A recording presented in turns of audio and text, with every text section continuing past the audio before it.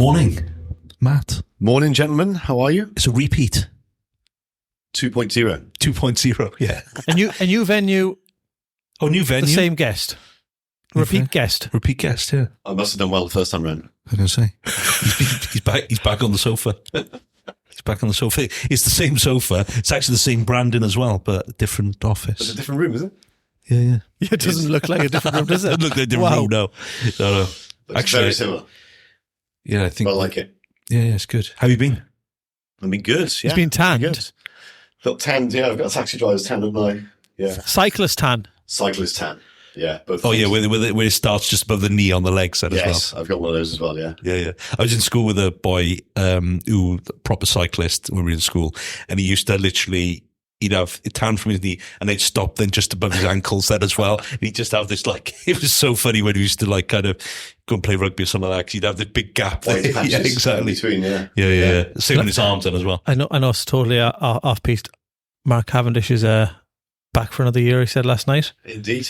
Huh? I was He super. was never going to go. Do you know what? I think he was. You said you thought he was, but I after thought he watching was the based on his documentary that he's mental health issues, but he'll be back next year and he'll smash it. I haven't seen the documentary yet. It's really good. Really actually. powerful. It is good, is it? Really Yeah. powerful. I flicked past it on Netflix No, and it's I ended worth up doing it. on Beckham instead. I haven't watched that yet. I watched the Really first good. one last Is it? night. So he's I've watched really the good at first it. two. He's cute, isn't he, though? He's a good lad, isn't he? I know they can give us credit for him not being very intelligent, but I think he's very intelligent. He's very intelligent, actually. He's very So get where he intelligent. is. He's very, very He's very, I very watched the intelligent. first one last night, A lot of respect for Beckham, I've got to say. and he was the first one really to commercialise it as well, wasn't he? Jimmy took that Brill Cream one, I think it's in there, and he was just like, game on. Yeah. It was quite funny. What did he say? He earned 50 quid from Adidas and spent 50 quid on M3. 50 grand, sorry. 50 grand on M3.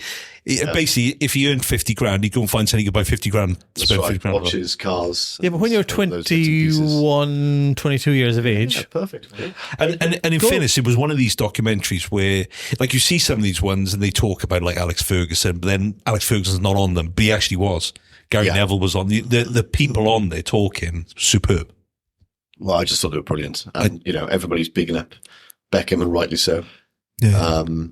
And, to see all those guys from the sort of the team back there. I know, I was looking there, you see like Ryan Giggs in the background when they were warming up the one day, and like you just see that team. All the old players. It was like Yeah. magic. It literally was. Magic time. was one of our previous guests, Rodri, played and signed for Man United, Rodri Jones, but I don't know, Yeah, was he he in did, the same squad? I think he was, wasn't he, of those? Yeah, then he got badly injured, didn't he? Wow. Yeah, I think he was. Yeah. Yeah, no, it's good. It's a good, I think David Beckham good series. is probably a better negotiator of contracts than Matt Cottle, because Undoubtedly is. the opportunity to go to America, which was a shit organisation at the time, and having your contract, I can buy a football team for 15 million whenever I want afterwards. It's mental. Yeah. The guys that were representing him were just superb, because they said the last day the annual season ticket at Inter Miami went from something like $6,000 a year to $30,000 a year, because now they've got Messi. It's brilliant. He's making a fortune, Mr. Beckham. It is clever. So what's been happening? So I'm back for a few days. Been out in the sun again. In We the Algarve? saw that on social media. Algarve. Yeah, out in the Algarve. Came back for the summer. Just got fed up with the rain. It's just rained, isn't it, forever? Well, it wasn't really a summer, was it? Well, it was like a winter. It was kind of just an extension of the winter. It was, yeah. It's just been. Yeah. I can't remember the last time I've been in this country and it wasn't raining. So went back to the Algarve in early September, and where are we now? I don't even know where we are anymore. Early October. Early October. There we are. So 4 weeks later, I'm back for a few days and come to see you guys. Yeah. Do a few other bits and pieces, business-wise, property-wise, family, and then I'm back on a plane tomorrow morning. Back to the sun. Back to the sun. All right, How warm okay. is it out there now? How Sorry? warm? So it was just, 30 degrees yesterday. Yeah. My wife Can we cut this short now and just tell him to go away? I was in the kitchen in my house this morning making some breakfast with my with a gilet on and a jumper, and my wife phoned me and she was going, "Oh my goodness, they had the aircon on all night in the bedrooms. It's so bloody warm." I'm like, "Really?" And it's so it's like a couple of hours on the plane, isn't it? And it's It's mad, isn't it? It's such a huge difference. How the kids find it? They love it. Yeah, they absolutely love it. They're out they're in international school out there. Yeah. Getting used to the weather when it's okay for me. I sit in the sunbed most of the day on my phone. Whereas the kids are actually having to do things, which they're a bit peeved about, to be honest. Why do you get to do nothing all day and we still have to go to school? I thought we were coming here for a big holiday. That's the thing. I get it's a big holiday for me. I guess that's it for the kids, isn't it? It's kind of like, I thought we were coming here on holiday, but no, actually, you've still got to learn. You still got to actually, do the important stuff. Wow. But it's quite a tough thing, for kids in school, international kids out there, learning all day in that heat. I mean, the rooms are it's a brand spanking new school. Everything is completely white inside. It looks like a psychopath lives inside. Really? Yeah, it looks like it's designed by a psychopath. Wow. But it's properly white. All the science labs are white. Everything is white. Very clinical. Very clinical. But it keeps the whole place cool. Yeah, I was going to say that's probably kind of... What I really found was funny was when I first got there was on the blinds on the outside of the windows. So imagine the blinds on the outside of windows in the UK. Wow. Just be ripped off in about 4 seconds. It'd be up on someone's wall then, their house, wouldn't it? So it's really nice. It's a lovely lifestyle and it's more relaxed. The way I describe it is to people is it's like the 1990s in the UK. So it's more relaxed. It's not as frantic as the way we're used to living our lives today. If you look at the tick boxes, it's like the 1990s, but with fast internet. And the internet is really fast up there. Really? Really, really quick up there, yeah. Wow. No 20-mile-an-hour limits, speed limits. In fact, I don't think there's any speed limits at all. Yeah, that's a massive thing. We won't go there. So my drive to work has got longer and longer because of these 20-mile-an-hour limits. Only by 45 seconds, Mr. Drakeford and his team have they reckon 45 recommended. seconds. Yeah, sure, yeah. Yeah. And sorry, does he actually drive a car? He doesn't have a driving license, does he? Does he not? No, he doesn't have a driving license. I see. Wow. There's all these things on social media talking about it. I think they put his number plate of his Volvo out the last day. So I presume, somebody just made this up. I don't know. Probably. And to be honest, I don't really care. No. What that man has done for Wales is it should be tried for crimes against fashion and economics in Welsh business. No, but 100%. Especially if you're a business owner, he's done no favors for you. No, and they admitted, didn't they? They admitted that they are truly not good at the business side of things. No, which is worrying for a government. No, yeah, and if you think it was very, they did all that thing for the relief road, and it all got canned as soon as he turned up. Do you know what? I drive my car from the Algarve. When your chauffeur's on holidays. When the chauffeur's on his holidays, I have to drive my own vehicle. I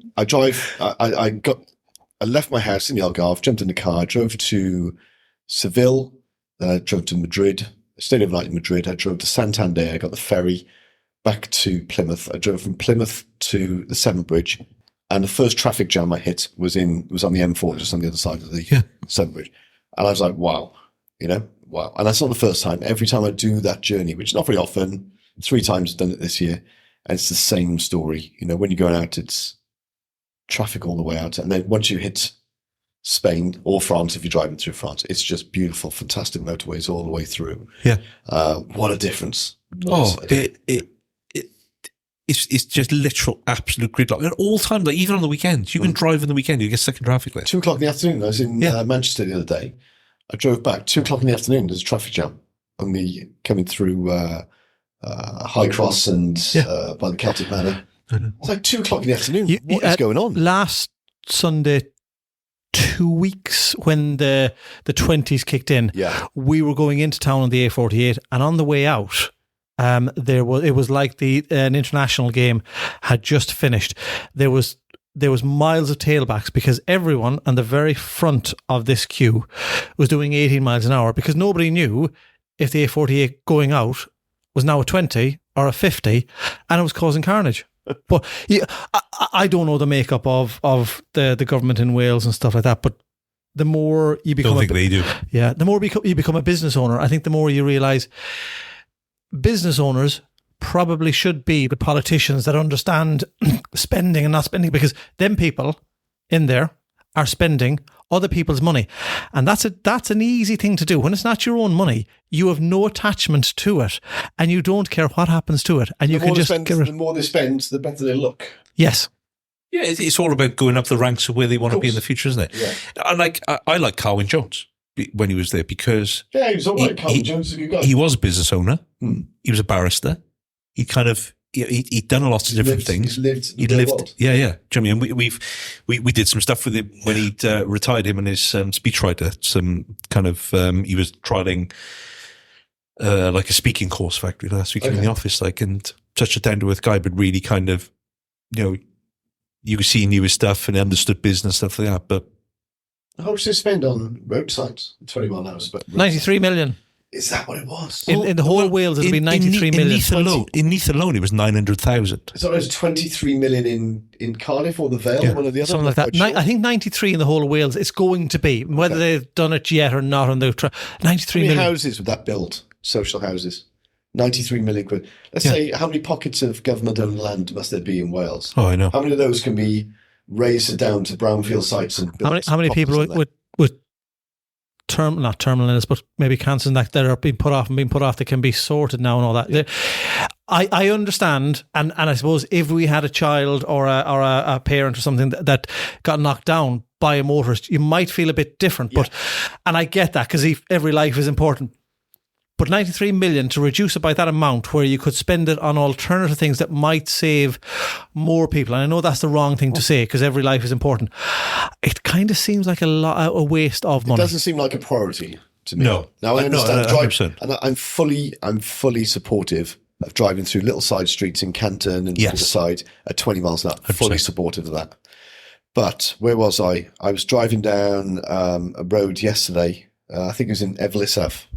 Okay, I know, yeah. 20 miles an hour. Yeah.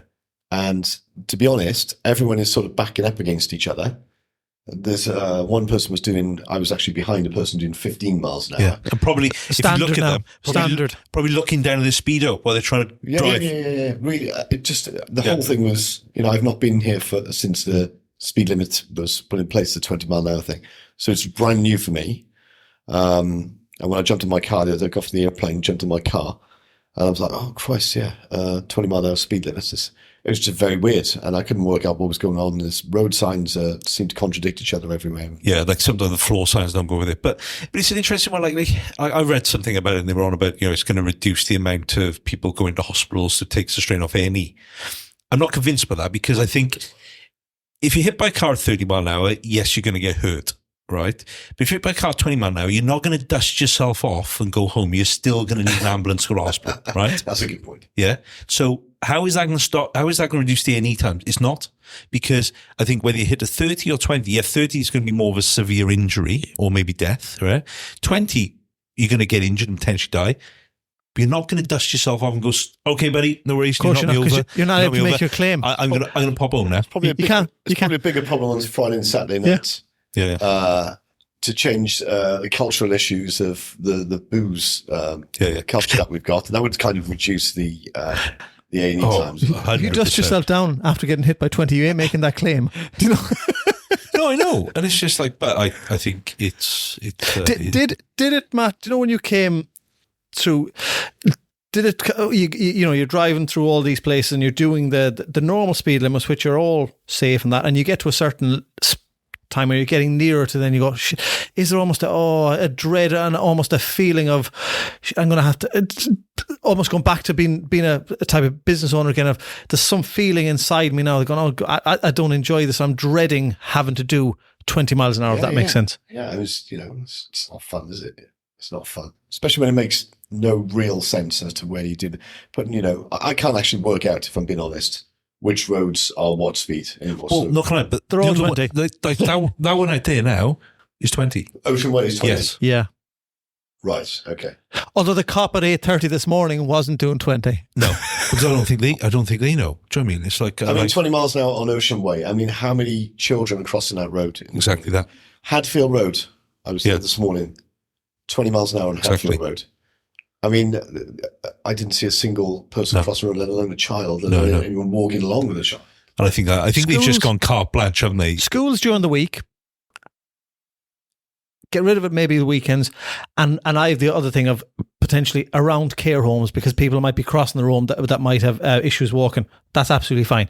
But I think we all have common sense of going, well, if you see a school, you're not going to continue to do 50 because you have a bit of common sense. Some people go around my estate faster than they do 20 mile an hour at the moment, because there doesn't seem to be any signs of that, but they're going faster than 20 mile an hour, I guarantee you.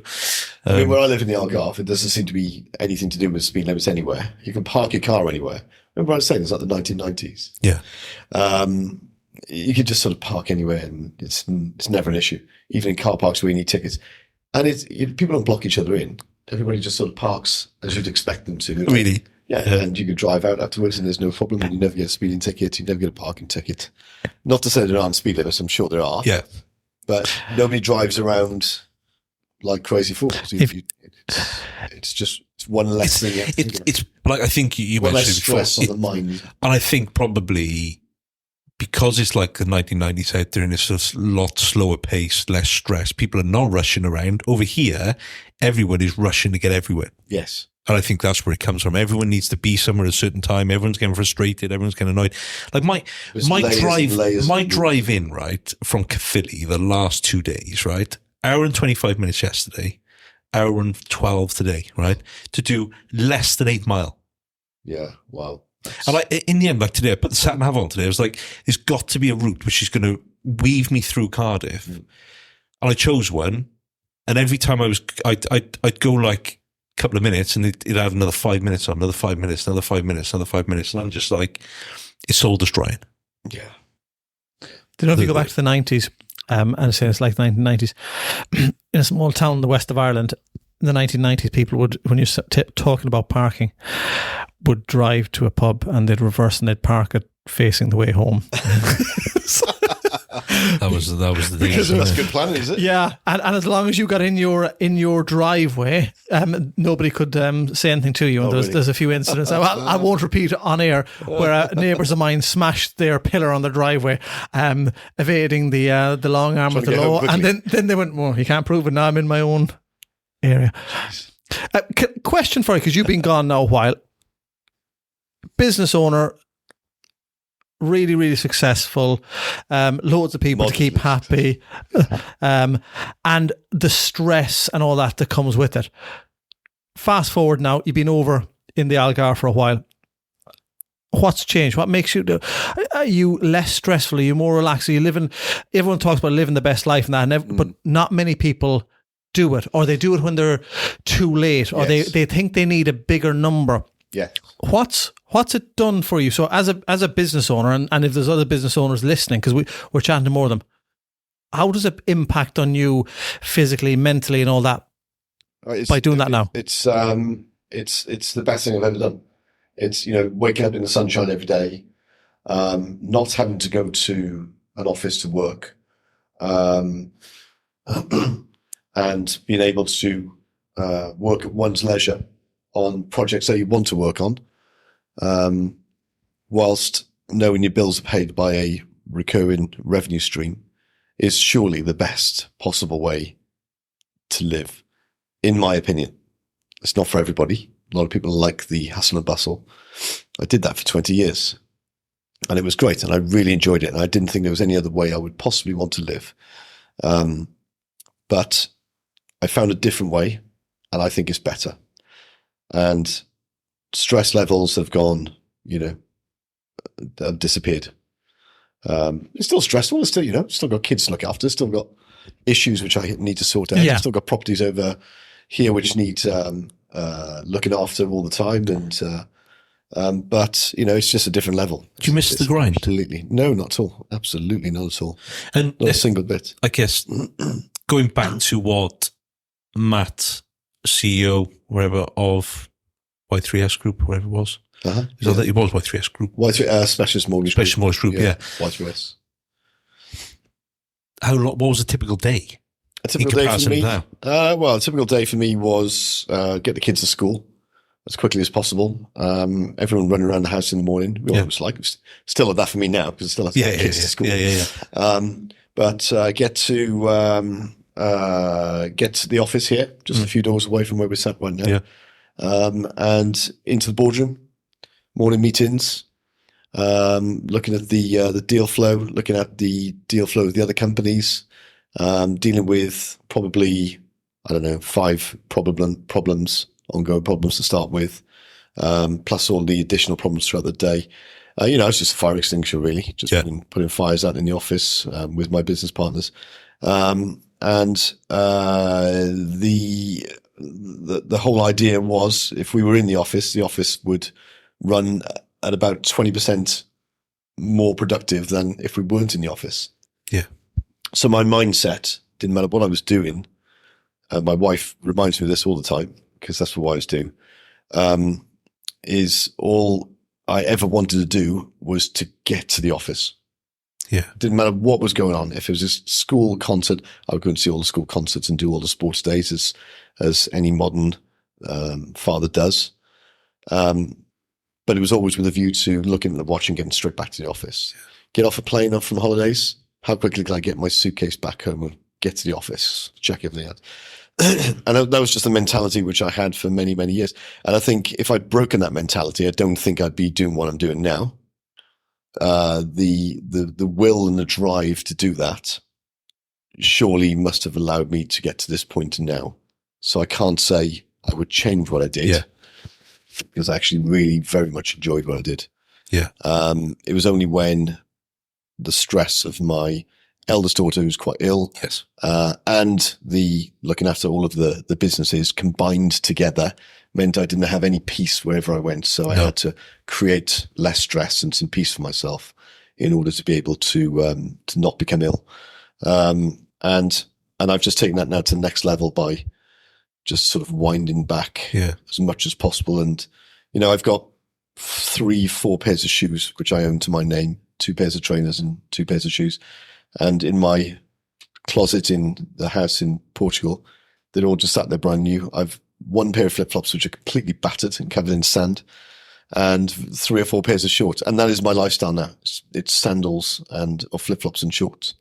And I spend most of my day, I've spent all of my day with my wife, pretty much most of my day with my wife, unless she goes out for walks with the dogs and friends. I spend probably half an hour to an hour a day working on my property business. And I probably spend an hour a day working on social media stuff. And the social media stuff pays me nothing like what my property pays me, but my properties pay me, but it's something which I enjoy. It's a project for me. I enjoy doing that side of things. So that's the difference. I'm now working on, I'm certainly not the wealthiest person, the wealthiest person around at all. That's not important for me. The important thing is do I have enough money to pay my bills? Do I have enough left over to live a reasonable lifestyle without having to worry where the next plane ticket or meal ticket or whatever is coming from? And I think if you can wake up in the morning when you want to and do what you want to do, I think that makes you wealthier than the wealthiest CEO in all of the FTSE 100. Yeah, 100%. Who has to be in the office for 14 hours a day. That's my personal opinion. I think that's spot on, because the next question is, could you have continued the grind which you've got out of until you were 65, or would it have killed you? I'm not sure it would have killed me, but I think it would have caused me some medical issues, which I don't know what those would have been, but I thought when I took the decision to step away from my business, I was having massive stomach pains every single day. And when I went to the doctor, and the doctor said, "Right, describe your lifestyle to me." And I know the doctor, I'd known her for a while, so she knows a bit about me. And I told her about my daughter and the medical requirements and the 24/7 care that she requires, and having a house with 5 members of staff working on 24-hour shifts inside the house, which is very stressful. And then I told her about the companies which I ran, and the 150 odd staff I employed and the property portfolio, and the fact that I managed all those properties. And she said, "What? You're doing what? One person shouldn't really be doing all these things. She said, it's not good for you." And she said, "This is probably where all your pains come from." And various tests, which I had because I thought I had the big C or something like that. I was tested. I was absolutely fine. They said, "Your problem is stress," and it's not that. I said, "Well, I don't feel stressed." Yeah. And she said, "You don't have to feel stress in your mind for your body to feel stress."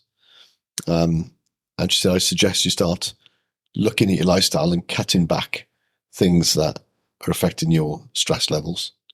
And there's no way I could cut back with the care in the house, and so I took the decision to eliminate the work side of things. But I could only do that because of the portfolio which I'd been building in the background.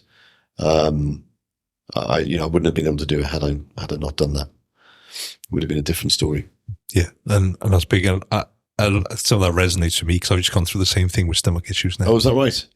Yeah. Something that's come down to diet and lifestyle, but there's some shifts I've had to make. Yeah. For that very reason. I literally, about 12 months, I've been probably under a consultant. Is that right? Various tests. Yeah. Gone as that. It's important stuff, isn't it? Some not some nice tests. Yeah. Another one. Yeah, you know those. That's what happens when you have to work with me. Yeah. But, there's 3 of us in the room and 2 of us have had exactly the same type of issues. Yeah. So that means probably 2 in 3 business owners are doing exactly the same. Undoubtedly. I read something this morning saying that 70% of entrepreneurs experience mental health issues.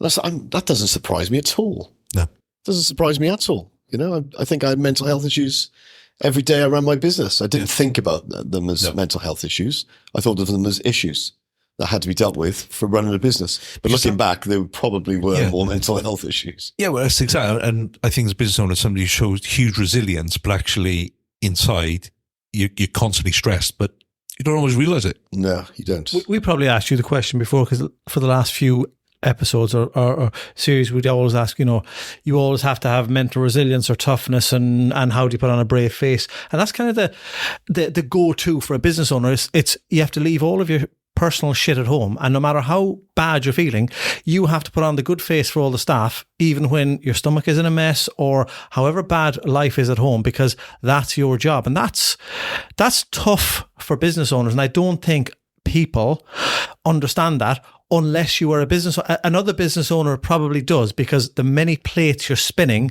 have to constantly keep spinning, and if one falls, there's a good chance the rest of them. Whereas, no disrespect to them, the employed person doesn't have to wear all these different hats, like you said, the carer, the parent, I was going to say the wife, the husband, the landlord, the business owner. There's a lot in that. There's a lot. You just constantly put out fires, and it's the planning and strategizing. Goes out the window sometimes. That's 10% of your day. 90% of your day is running around with a fire extinguisher, putting out fires. Yeah, 100%. Just getting through every day, really, and that is the life of a business owner, isn't it? And that's the struggle you have now of getting through every day in 30 degrees of heat. in your flip flops and shorts. Remembering to apply sun lotion. The funny thing is, when the kids go to school, kids, get your coats over there. Kids, have you put your suntan oil on? Suntan lotion. Yeah, I got friends in Australia, and that was one of the biggest shifts they did. They moved over there. And it's quite obvious, but it's quite a fun thing to get used to. And putting sun cream is the equivalent of us putting our jacket on before we leave the house. Yeah, it's quite a strange one. For me as well, it's about the shift since I stopped working a day job. The shift on personal development and concentrating on my health was massive. So instead of spending 90% of the day stressing out on business, I now probably spend 90% of my day walking, going to the gym, cycling, and doing the good stuff, and 10% of my day actually doing anything which you could probably call work. And that is, such a huge shift in lifestyle for me over the last 3 years. Here's one for you then. If you're doing that now, have you seen a positive impact on physical and mental health as a result of that 90% shift to eating probably differently or healthier over there, and exercising more and having more fresh air because of the lifestyle and outdoors. So has that impacted positively on physical and mental health? Yes. And I know that because when I come back to Cardiff and I land and it's grey and wet and raining and damp, and I just feel immediately sort of semi-depressed. Yeah. I must have come from a different state to get to that state. Yeah. Does that make sense? Yeah. When you're waking up in the morning and it's 25, 30 degrees, is one less thing that your mind has to cope with in the morning. Or when you look outside thinking, oh, it's raining, to put a jumper on, to do this, oh God, it's miserable, oh, I'm wet, I'm running to get a coffee. It's a mindset thing, isn't it? Then? Yeah, it's so different. You're just peeling off layers of things that you no longer have to think about. Yeah. You know? It's the Stephen Bartlett, Steve Jobs thing. If you're wearing, you don't have to worry about what clothes to wear in the morning. You have one of your 4 pairs of shorts, a t-shirt, and the flip flops. Yeah, white t-shirt and a pair of khaki shorts. So if the 90% is there, do you think? And I know it's going to be difficult now, but that business owners should take more structure on their physical, mental well-being now. I know it's difficult when you're in there at that time, but you've seen it from the outside. Now you've come out and you kind of gone, there's been a total transformation. Is there a need for those business owners, whoever they may be, with 5 staff or 500 staff, to start taking steps back and prioritising themselves more than the extra 5% growth in the company? They have to, because otherwise we're going to end up in a nation full of stressed out, sick people. With very large medical bills or an overstrained NHS, because these days we don't actually know the outcome of what we as business owners is going to look like, because we've only ever been able to do things as fast as we can do today. Yes, for the last 5, 10, 15 years. Yeah. So that's not yet manifested itself in the super stressed level of people, which is going to come along in 20 years, costing the NHS a fortune, or those lucky enough to have private or medical insurance. We all know that looking after our mental well-being and looking after our physiques and what we put into our bodies, this not included here, the beautiful salad and spring water I'm pointing to on the table. Or the lagers on social media with some people last week while out cycling. It's moderation, but it's moderation with stuff like that. Yeah, it's moderation. And I think we are becoming a sick country, and I think there's a lot of countries are becoming sick. The Americas, the UK, because certain types of food are more readily available and actually are targeted at people who are rushing around or stressed. And that's one of the big shifts I've had to make, is the fact that I don't really eat any sugary things anymore. I keep my carbohydrates till the evening. I don't really have any carbohydrates in the day because I don't really need them. I don't do a lot. I've been to Greg's 3 times since I've been home. Exactly. There's no such thing as over there. No. And that's different. You go to your France and Spain, you see delis and boulangers, pâtissiers, all of those things, and it's all, and everyone's like, oh, you'll be having cakes. So, yeah, but they're freshly made, but I'm not having all the other rubbish which goes with it. Do you know what I mean? Yeah. And I think everything's become this fast food, fast fashion. We've got a restaurant just behind our house, and if you walk through the back gate, you can walk about 5 minutes down through a sandy lane towards the beach, across a tiny little estuary, and there's a fresh seafood restaurant, and it's €20 for the lunchtime menu each. Yeah, which is not particularly a lot of money, but what you get for it is unbelievable. Yeah, fresh fish, which is caught that morning. Yeah, put onto your plate with garlic butter and potatoes and fresh vegetables. And it's just a joy to eat it. Hasn't been packaged, hasn't been injected with something, hasn't had preservatives added to it, hasn't been sat on a shelf in a supermarket. I mean, what is, just a direct hit to the cerebral vortex of fresh fish. I rarely eat fish in the UK, but I eat a lot of fish now, and just those little changes to lifestyle has made a big difference for me. Do you know the big thing I've just listened to you two boys there, where you said, I've been back and I've been to Greg's 3 times. you're technically gone from here now, and you kind of fly in, fly out. But you've mentioned a few things of going, I feel miserable. It's bleak. It's grey. I've been to Greg's 3 times. What I'm trying to say is the business owner that goes away on holidays for a week, he or she may switch off. It's highly likely that they won't, because they've got their phone with them, and they have a week away or 2 weeks away somewhere. And as soon as that plane touches down again, they're back to it. Because somebody that is away for a lot longer and technically isn't coming back after a week like you're straight back into the routine again of Greg's feeling miserable because it's wet and all that. And that this is not your home technically anymore. You're only flying in, flying out. You know you can go back there, but it almost sounds your old routine of bang, Greg's is back straight away. Whereas those business owners don't have that. So even if you go to the Algarve, if you go away 4 days cycling in Spain with you boys, 140 miles in 3 days, they said. Not sure it's that. It's switched back on and off straight away. Yeah, it does. Yeah. No, you do. You flip straight back into the previous lifestyle, and no doubt. So I've got to go and see a property after this, which has been prepped for a tenant. I'm going to meet my builder in a bit, and I guarantee I'll probably go back to Greg's or take him to McDonald's or something. I'll probably grab something for myself, and it's there's a lot of crap in all that stuff, isn't it? You know? Well, it is. I think that the furthest it's taken from source, the worse it is for you, isn't it? Do you know what I mean? And do you know we actually had? Do you remember? I don't know if you ever saw. We had those little cars when I used to run Y3S. We used to go around the country signing clients up. They call response mobiles, and it's stripes. Oh yeah, I saw the response mobiles. Coming back and forth here. So I think we had 8 of those at the peak.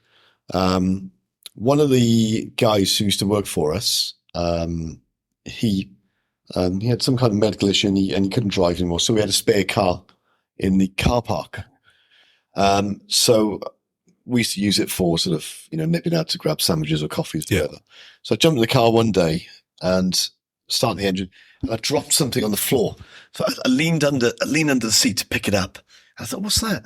Oh, what's that? Oh, no. So I pulled out a fillet of fish. Oh. And so I spoke to the chap whose car it was a few weeks later to see how he was. I said, I found a fillet of fish under the driver's seat. He said, what? I said, fillet of fish. McDonald's fillet of fish in a box. Oh, he said, I dropped that down there about a year ago. Oh. You could have put this thing back in the microwave, heated it back up, and it looked exactly like it hadn't degenerated. No, it was still exactly the same, but cold as when he dropped it down there. Wow. Wow. I mean, what does that says a lot. What does that tell you about what kind of crap is going into this stuff, It should degrade, shouldn't it? It should degrade. It was not degraded. This was perfect. Wow. Yeah. I reckon 60 seconds in the microwave on about 800 watts with some chips. And you'd have to do the chips, yeah. Maybe a bit of tartar sauce. Oh, a little bit of tartar sauce in it, 100%. Wow. That's disgusting. Pretty bad. Yeah. That is disgusting. So you've been in property 20 odd years? 24 years now. There we go, 24 years. Yeah, 24 years, man and boy. You've been through some ups and downs?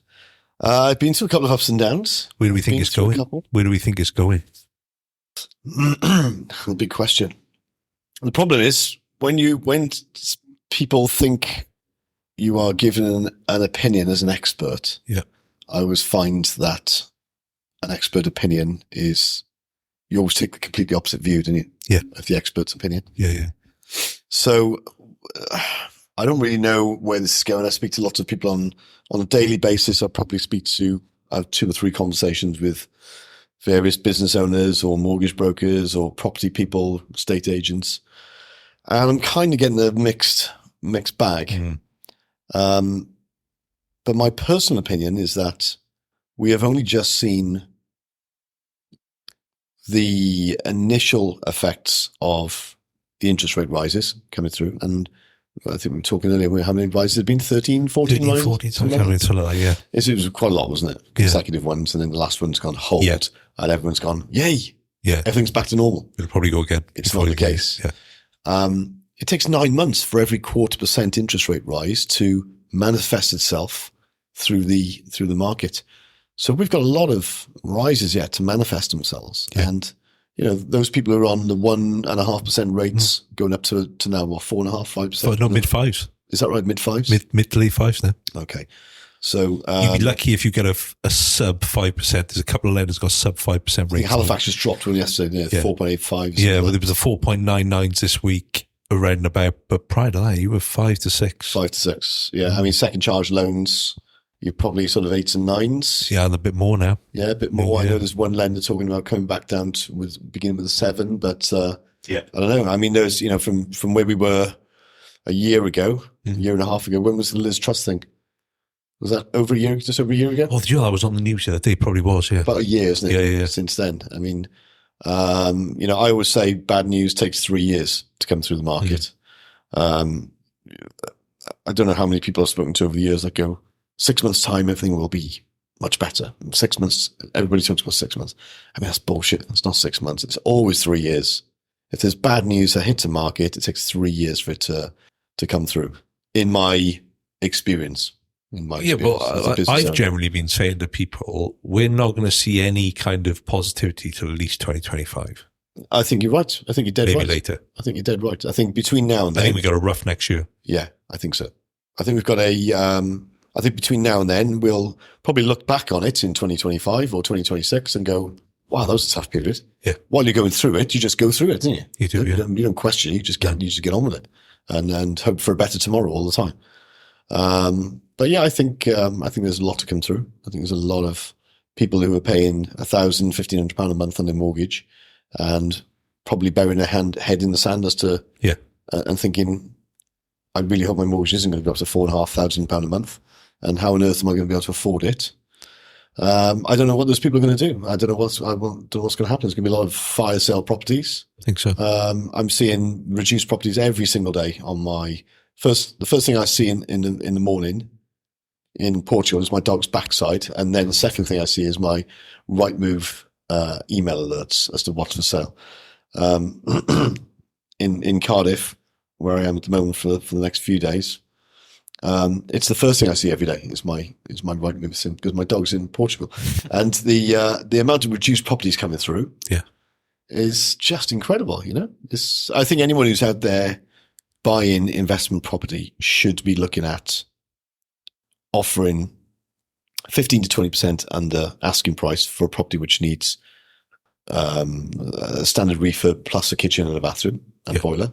I think anybody who's looking at a property, I always look for properties with good kitchens, good bathrooms, good boilers, or things that can be upgraded and repaired. Yeah, I think you should be looking at 10 to 15% under asking price. And go on to Rightmove now. Look at the area in which you'd like to buy a property. Look for the oldest listed, and you'll find a load of dog-eared properties that have been on the market for God knows how long, that are ripe for refurbishment, and are ripe for a deal. There's a lot of bargains to come. There's bargains out there now, and there's a lot of bargains to come. Yeah, I agree. No doubt about that. Yeah, I think we've got an interesting period to come. I think so. And there's some other things I don't think people have taken into account is that people are going to start paying their bounce back loans back now. Yeah, that's something which I've not considered. I didn't have one. Perhaps I should have got. Because they weren't. Because they offered periods of interest only, increased terms, interest only. Also another 6 months. Basically, I think you had about 2 years or so from 2 and a bit years from taking it before you'd actually really have to start paying it. Yeah, my friend got one. And that's all going to start kicking in now. My friend of mine got one, and he's got loads of money, and he bought himself a nice new van with it. Oh, I know those people have done that. Oh, really? Bought themselves brand new Range Rovers. Jags, Range Rovers. Did I miss out on this? Literally. Because the interest rate was 2.5%, wasn't it? Okay. But now they realise that their business maybe not doing as well as it should be, and they've now got to start paying it. Well, this is the problem, isn't it? All this money that was given away in the pandemic, who would have thought that we'd have to pay it all back? Well, I've read a statistic about it would be more cost effective for the government to write them off than to chase 10%. Only 10%. Is that right? Only to chase 10% of defaulted loans. The cost of chasing them would be more than if you just wrote them all off. Oh my gosh. That says a lot. Universal basic income. Where's that going? Oh, What do you think of that? AI. Yeah. You guys must read a lot about that. AI. I love reading about this stuff. AI. I love AI. I think AI is great. I know. For a bit, until it starts killing us, it'll be fine. Until it starts killing us and Don't taking worry over about things like that. Really? We'll be fine. Do you think so? I think I it is think we've beneficial got 20 years. I think we've Yeah. got a good 20 years before it overtakes us. You'll be properly tanned in 20 years' time. Well, this is why I'm doing what I'm doing now. My wife was laughing at me. I said, "Look, we've got 20 years here. We're both pushing 50." She's like, "Easy, Tiger." So I'm 49. I said, "Well, I'm 48." Yeah. So what I should say, sweetheart, is you're pushing 50. And I will be pushing. No, you should not. You're right. I didn't say that. There's a difference in a tan and a black eye. Yes. Yeah. And I'm sort of convinced that we've got about 20 years of a good life left before the machines take over. I don't know what you think. Yeah, I wouldn't disagree. You're not with convinced, that. Shane? I have nothing to back up agreeing or disagreeing. Only from what I read. I like to read a lot. Like how rapidly has AI taken over things? Well, Do you when I drive my car on autopilot, that's AI. I speak to my phone and send text messages, which are usually the word's usually wrong. But if you promise to keep this very quiet and don't tell anyone else, right? Go on. Where my mother's from on the west coast of Ireland, a little island called Achill. Technically, they were seen as very backward for years. So there's a very good chance that AI won't get there for many, many years, because I think only running water has happened in the last decade. So if AI does take over, let's make a pact that the three of us can go there, because it'd be like the 1990s. But that's the thing. There's going to be some places where it just won't really take any effect because they're so far behind. But in the UK alone, we've jumped right on the bandwagon of it, haven't we? Yes. Yeah. Yeah. But I think it's great. I mean, do you use Google Bard? Do you use ChatGPT? Do ChatGPT, yeah. Yeah, I use Google Bard. What's that like? I think it's brilliant because, ChatGPT, do you have to subscribe to ChatGPT? For the upgraded version, Yes, but the standard one, I don't see the difference really. We've tested it. I don't There's really a see the massive difference. difference. Is there not? So Google Bard, is that come part of you if you're Yeah, I mean, because account? I use Google for everything. Yeah, yes. And yeah, so that's right. it's just easier for me to just go onto Google and do the AI bit. Just because I have been onto ChatGPT, but the Google Bard's brilliant. I love it. And I'm sure there's others out there which are There's just a million as good. and five others. And They've come that quickly. Yeah. That's how fast the they've add-ons arrived. that you can do to all of them And now. what they can do. Do you know what I mean? It's just like, It's mental. And I've had a little look, and I use it for some things, and I've constructed emails and done some other bits and pieces with it. But I'm just scratching the tiny, tiny corner of the surface here. I don't know what I'm doing. we all are. like so you come up with an idea and you're kind of like, how do I get a bit of a minimal viable concept out of it? Well, ChatGPT will give you that, which might have taken you days. It might take 10 minutes to go, right, what's my outline for this? And they'll give you the structure in the back. They'll give you the structure. And then you're like, right, now my mind's working. Now I know what I've got to do. But there's even silly things like I played around with it a few weeks ago and thought, right, let's get it to make me a PT month session. What I want to increase my calves or whatever. It just throws something in there, and it gives you the whole thing.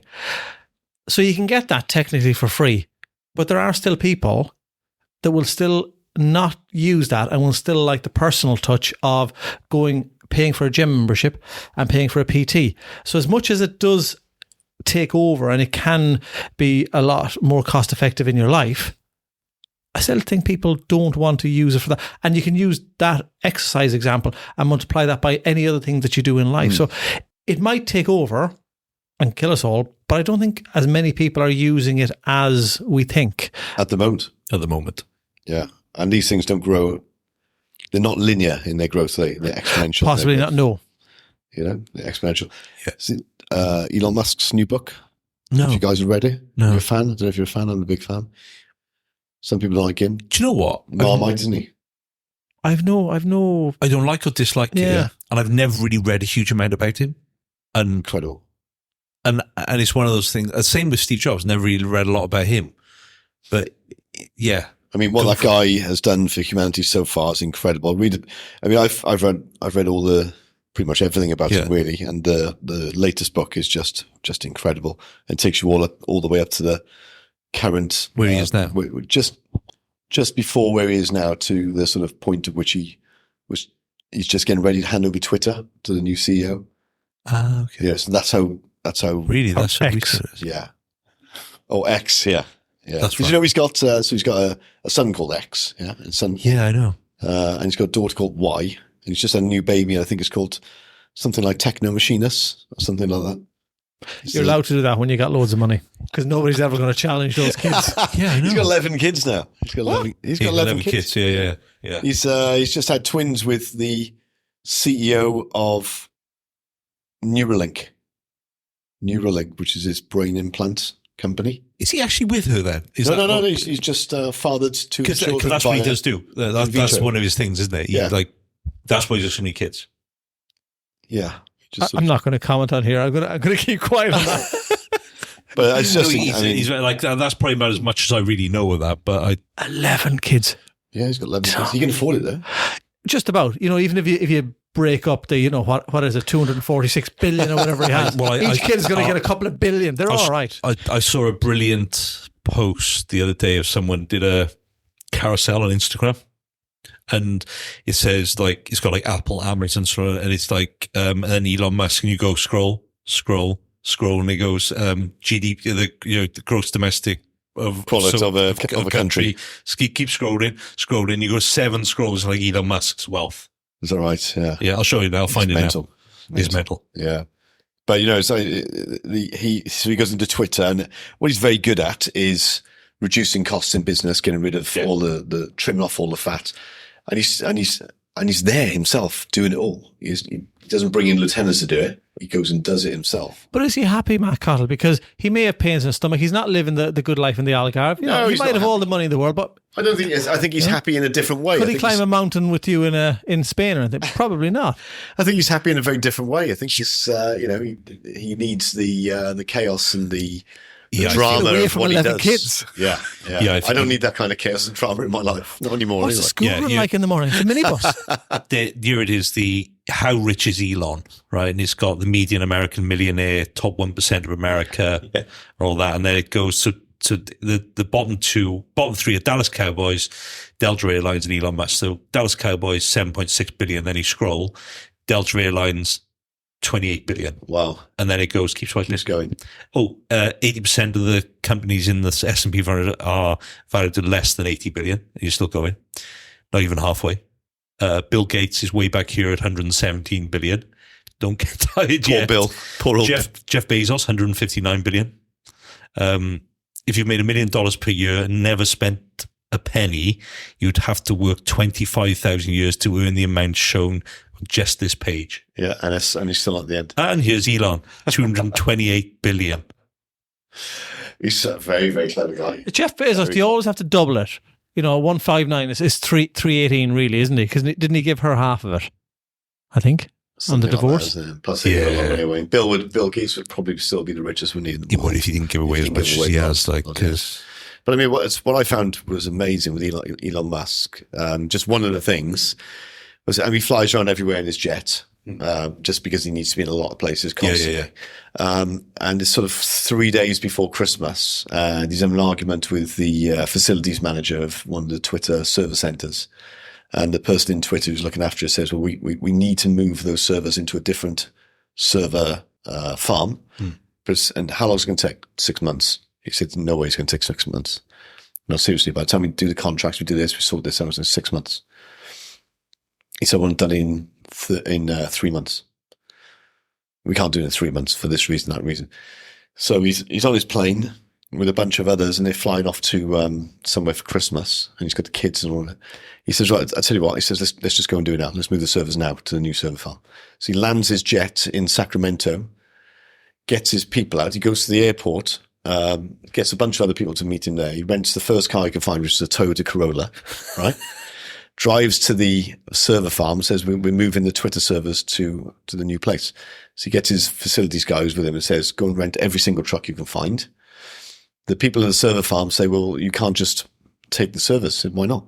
He said, my servers. I own Twitter. So he goes down into Twitter. He goes down into the server farm and starts unplugging servers from underneath.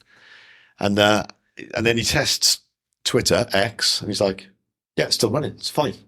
It's fine. So let's unplug all of them. And there's 50, 55,000 servers have got to be unplugged. And they start pushing them around. And he said the security guy is there going, and it's Elon Musk is there with servers pushing them on trolleys into awaiting trucks, which are just being brought in. And they fill up something like 4 trucks. And then they bring in a load of people to carry on the work afterwards. And it's just amazing. It's just like, right, it's not going to take us 6 months. I want it done in 3 months. We can't do it in 3 months. Well, let's just go and do it now. And then just flies out of the sky into the local airport and starts doing the work himself. Oh. There's nothing better than a business owner getting their hands dirty. God, that's on another level. We won't even tell you the story about our carpet issue. How they didn't, I heard about the carpet issue. And we've got our hands dirty. Yeah, it's amazing. Yeah, it's got to be done now, isn't it? And it's the same thing. It was we just looked in. We thought we got an event running on the Saturday for the rugby, which we had here. It was really successful. I saw that. Yeah. So we had to get it done. You had to get it done. We had to get it done. And do you know what? What a fine job you've done. I can't see any job. I thought it was one piece of carpet, and it's actually carpet tiles. Yeah. When we go out now in a minute, we'll show you the 1 or 2 carpet tiles that are put the wrong way. But it wasn't us who did that. Do you know, that's their job. You look underneath it, and you look at where the arrow's going. If the arrow's going that way... Yeah, so we didn't do a checkerboard. We let it go kind of straight, because nothing wrong with that. It looked... So next time I need a house doing... No. Do you know what? It was... When you were doing it, there was a lot of calm to it. I kind of understood why some people do it, and because I understood you're not really answering to anyone. And my carpet fitter would probably disagree with you. He would, does it every single day. He does it every single day. I've got a great story about my carpet fitter. Yeah, so he's fitting carpets in a house of mine a couple of months ago, and he's on the floor. He's a big lad, lovely guy, Craig Carpets, not his real name. Like Dave Coaches. Yeah. So I said, Craig, where's your boy? Where's your assistant? Matthew's name is. Oh, he said, funny story. Not really funny, he said, but a bit of a weird one. I said, go on. He said, turns out he was a glue sniffer. I said, all right. I said, how'd you notice? He said, well, the carpet glue we use. He said, I was all of a sudden ordering 2 crates a week rather than 1.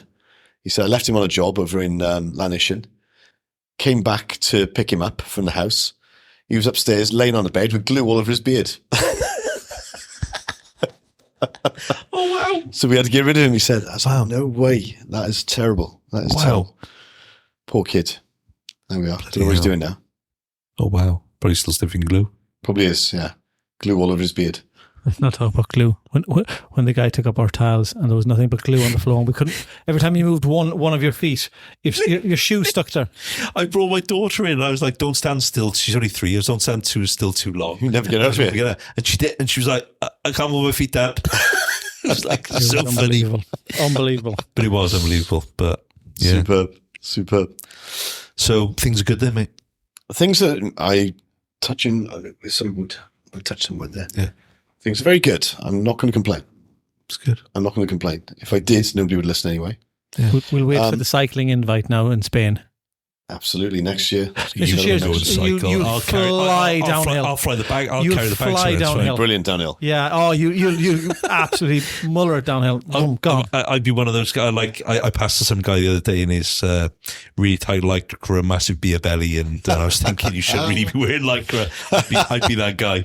There's a lot of that around, isn't there? There's a lot of that around. You're thinking the lycra's really for a bit of aerodynamics. You've got a big problem there anyway. It feels good though. It feels good, yeah. It does feel good. Until you look in the mirror and then you realise it doesn't look that good. Exactly.